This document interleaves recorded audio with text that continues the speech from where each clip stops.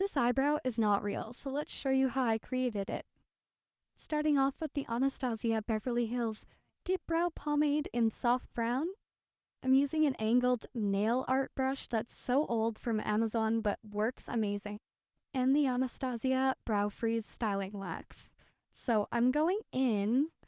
Before I started applying these strokes, I actually dipped the brush in the brow freeze and just squeezed it so it was as sharp as possible. Now I'm just going along the bottom where my natural brow would be a little bit higher and just creating that shape. And then I'm going in with little tiny, brush hair strokes. It does not have to be perfect because we are going to carve it out. You'll want to go on an angle from about the middle to the end of the brow. That gives it kind of a more natural shape, but still laminated, that look. And then once you get closer to the front, I use very quite light pressure and start going more upwards on the inner corner of the eye. Once you're happy with the overall shape, then next I'm going to take an eyeshadow instead of another pomade, and we're going to go with a darker color, and that is to create dimension. So I went ahead and dipped my brush into the brow freeze again and just made it super thin again. And then I'm just lightly creating definition by putting more brush strokes with this color.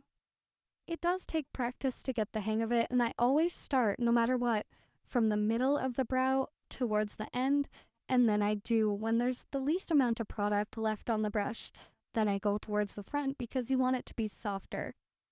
And if you're looking for a really good brow brush, I've had my eye on one from the Allure collection.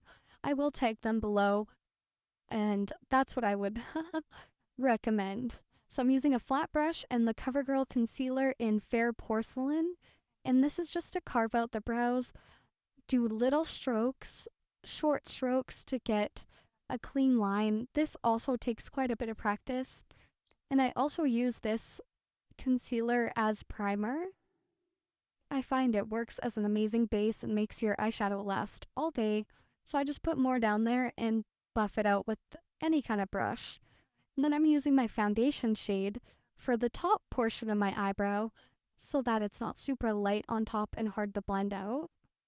I like a super carved out brow. You could skip this step if you didn't want it to be super precise. And I put a little bit too much, so you just flip your brush over and, do your best to make it as straight as possible. Again, this might take a few tries. Don't get discouraged. Don't give up. I've gone through so many stages of hating my brows, so I just like that I can lift my brows and create a new shape.